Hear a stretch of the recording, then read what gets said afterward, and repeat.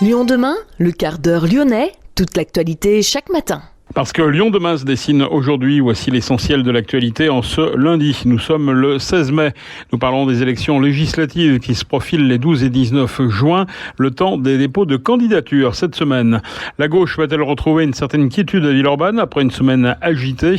Gabriel Amar, le candidat de la NUP, a appelé vendredi les esprits chagrins à se rallier à lui.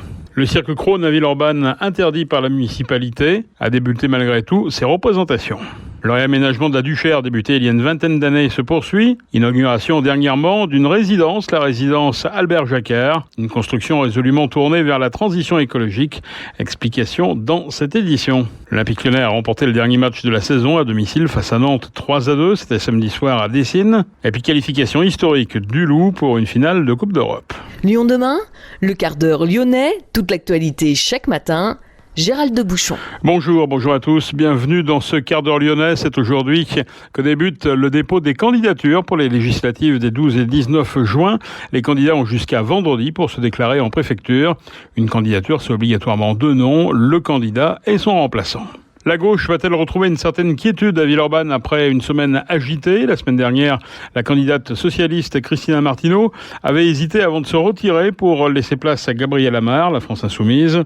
L'ancien maire de Villeurbanne, Jean-Paul Brett, avait aussi vivement critiqué l'effacement du PS face au gendre de Jean-Luc Mélenchon. Gabriel Amar a fait vendredi sa première sortie villeurbanaise en qualité de candidat officiel de la NUP. Sur les marches du TNP, le candidat a appelé les esprits chagrins à se rallier à lui. À ces détracteurs de gauche qui dénoncent un parachutage.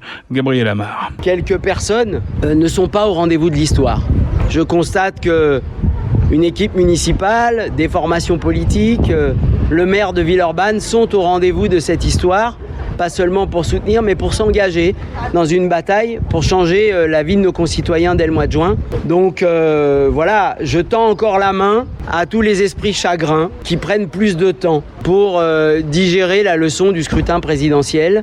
Mais je les invite vraiment à se tourner vers l'avenir. Il en va des conditions de vie des Villeurbanaises et des Villeurbanais. Sa remplaçante sera la socialiste et adjointe au logement Milouka Hadjmimoun. Gabriel Amar a dévoilé les grandes lignes de son programme dans la droite ligne du programme national de la nouvelle Union populaire écologique et sociale. Bloquer les prix le 20 juin sur le carburant, sur la nourriture indispensable à la vie, avoir les mètres cubes indispensables à la vie en eau qui ne soient plus répercutés dans des charges locatives, avoir des mètres cubes indispensables pour être au chaud l'hiver plutôt que de choisir entre manger et se chauffer, c'est une priorité. Engager un travail pour accompagner les propriétaires bailleurs dont les logements sont encore des passoires thermiques, c'est une urgence, non seulement à l'heure du dérèglement climatique, mais à l'heure où les fins de mois commencent de plus en plus tôt. C'est une priorité. Qu'on soit jeune ou moins jeune, on doit penser aux familles avec des enfants. Qu'on soit jeune ou moins jeune, on doit penser à la retraite à 60 ans de ceux qui triment, de ceux qui souffrent et qui n'ont pas envie de M. Macron leur ajoute 10 ans avant qu'ils accèdent à une retraite bien méritée. Quant à la question de sa présence dans la circonscription en cas d'élection, Gabriel Amar répond en affirmant vouloir ouvrir une permanence ou plutôt un atelier des lois permettant aux Villeurbanaises et Villeurbanais d'être associés à son travail de parlementaire. Lyon demain, la radio lyonnaise à écouter partout dans le monde. Un homme a été interpellé hier au Ninkasi à Gerland avec une seringue et du GBL. Le 2 avril dernier, lors d'un concert au Transborder à Villeurbanne, une jeune femme avait affirmé qu'une drogue lui avait été administrée avec une piqûre. Les témoignages sur des suspicions de piqûres au GHB se multiplient. Les responsables de bars et salles de concert assurent accroître leur vigilance et renforcer les palpations aux entrées de leurs établissements. Sensation de chaleur, d'ivresse et légère euphorie à plus haute dose. Cela peut être un somnifère puissant qui peut conduire jusqu'au coma. Le GHB est aussi appelé la drogue du violeur. Le GBL a les mêmes effets.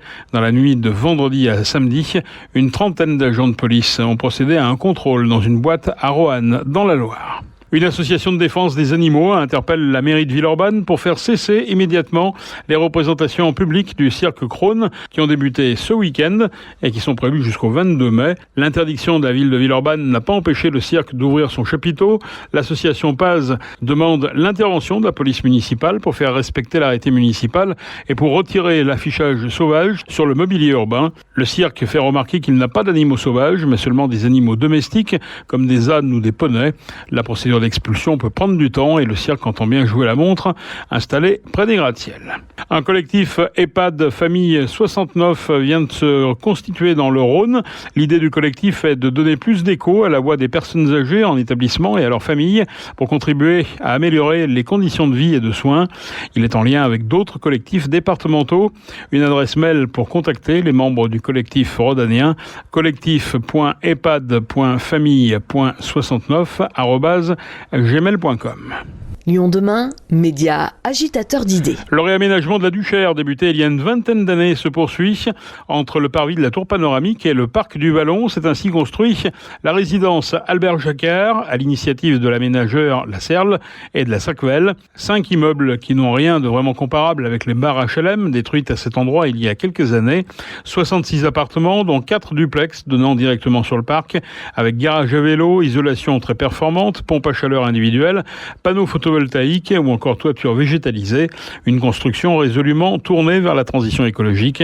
Yanis Soul a rencontré l'adjoint à la ville de Lyon, chargé de l'urbanisme, Raphaël Michaud. C'est 15 ans de travaux pour transformer le cœur de la Duchère, pour transformer tout le quartier du plateau, avec toutes les démolitions, toutes les reconstructions, tous les aménagements et tous les aménagements notamment de parcs. Donc concrètement, ça a commencé en 2004 ? C'est ça, c'était avec la signature d'un programme entre l'État, le Grand Lyon, la ville et l'ensemble des bailleurs sociaux et des constructeurs. Concrètement, combien a coûté ce projet en fait ? L'investissement global, c'est près de 400 millions d'investissements qui ont été faits par les différents partenaires. Le nom d'Albert Jacquard comme nom de résidence, en fait, ce n'est pas anodin concrètement. C'est un choix des habitants. Albert Jacquard, c'est quelqu'un qui a marqué le XXe siècle, c'est quelqu'un qui a marqué la génétique et sa capacité à vulgariser tout ce que la génétique nous apprend sur nous-mêmes. Et donc oui, c'est pas du tout anodin et je suis très heureux que les habitants aient choisi ce nom-là. C'est une vraie éloge de la différence. Ouais, c'est un symbole aussi du coup de la mixité sociale que vous mettez en place avec ce projet-là. C'est un bon exemple, surtout pour montrer que la mixité sociale ne se fait pas au détriment ni de la qualité architecturale ni de la qualité environnementale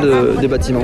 Vous voulez aussi mettre en avant l'histoire aussi du quartier de la Duchère concrètement, avec l'architecture, etc. C'est aussi important de rester dans la tradition de l'histoire de la ville en fait. Chaque quartier a son histoire et c'est important d'avoir dans une écriture architecturale qui respecte cette mémoire. Et donc l'idée c'est que chaque construction à Lyon respecte la tradition et les savoir-faire lyonnais, avec cette spécificité d'écriture contemporaine et moderne qui est à la Duchère. Combien on a de bâtiments en fait ici dans cette résidence ? Là on a 5 bâtiments qui permettent de regrouper 66 logements, la moitié de très sociaux, l'autre moitié de moins sociaux, mais ce qui permet d'avoir une grande diversité des publics et des revenus et de la taille des ménages aussi. On a dit qu'il y avait beaucoup de demandes concernant ces logements. Quels ont été un petit peu les critères pour les logements ? Les critères sont extrêmement normés, c'est les mêmes critères qu'au niveau national. À la Sacvel, ma grande fierté c'est qu'on a un classement qui est anonyme et qu'on a un classement qui est par cotation. Donc ça veut dire que chaque catégorie fait gagner des points et derrière on a un classement qui est totalement anonyme et qui est totalement factuel. Donc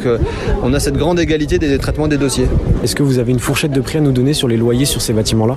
Pour l'instant, un T3 doit être autour de 420 €. Ça, c'est le prix d'entrée en fonction. Mais c'est directement lié aux revenus des ménages. Donc, on a des plafonds qui permettent d'accéder à ce type de loyer. Et puis, il y a d'autres loyers qui sont au-delà de 1 000 € pour certains revenus qui permettent de payer ça sans s'étrangler. Il y a aussi la question environnementale aussi sur le projet que vous mettez en place dans la métropole de Lyon, à côté du parc de Vallon. Donc, c'est aussi un projet qui est en collaboration, un petit peu avec ce projet environnemental que vous mettez en place. C'est pour ça qu'on est là. C'est parce que le projet de la résidence Albert Jacquard est complètement en phase avec ce qu'on développe partout ailleurs dans Lyon. C'est le fait d'avoir des grands espaces extérieurs, d'avoir des grandes baies vitrées qui permettent d'avoir la lumière du jour partout dans toutes les pièces, et le fait d'avoir un grand jardin et d'être inscrit dans un parc. Oui, c'est sûr, on est à proximité immédiate des commerces, on est à proximité immédiate des transports en commun.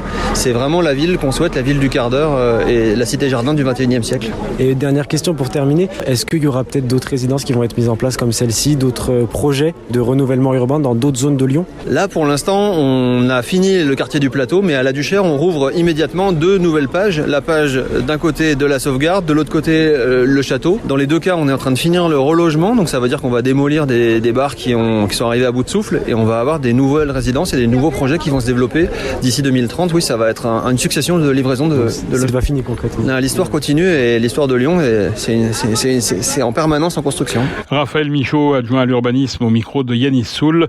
Notons que sur les 66 appartements de la résidence Albert Jacquard, 6 ont été aménagés pour des familles ou des personnes en situation de handicap. En raison d'une opération technique, la circulation des trains sera interrompue au sud de Lyon les 21 et 22 mai, c'est-à-dire le week-end prochain. La SNCF a annoncé qu'elle allait mettre en service sa nouvelle commande centralisée du réseau qui permettra de gérer depuis Lyon 8 postes d'aiguillage supplémentaires répartis sur la rive gauche du Rhône entre Tain-l'Hermitage et Bolène. Après cette mise en service qui mobilisera 400 agents, une période de rodage de plusieurs semaines est prévue. Quelques horaires TGV seront modifiés avant l'été. Michel Robatel vient de s'éteindre à l'âge de 96 ans, grand industriel lyonnais. Il avait aussi été une personnalité éminente des milieux économiques de Lyon. Michel Robatel avait ainsi été élu président du CNPF du Rhône, le patronat lyonnais de 78 à 83. Pour nous écouter en voiture, utilisez l'application Lyon Demain. Un stade quasiment complet. L'Olympique Lyonnais a remporté le dernier match de la saison à domicile face à Nantes, 3-2. C'était samedi soir à Dessines. Une victoire pour l'honneur car l'Olympique Lyonnais ne sera pas européen la saison prochaine. Qualification historique du Loup en finale de Coupe d'Europe. Les hommes de Pierre Mignoni ont battu les Anglais de Wasp. Ils sont en finale de la Challenge Cup, la petite Coupe d'Europe qui se jouera à Marseille le 27 mai prochain. C'est la première fois de son histoire que le club lyonnais accède à une finale européenne. C'est la fin de ce quart d'heure lyonnais. Merci de l'avoir suivi. On se retrouve bien sûr demain, même heure, mêmes antennes. En attendant, passez une excellente journée.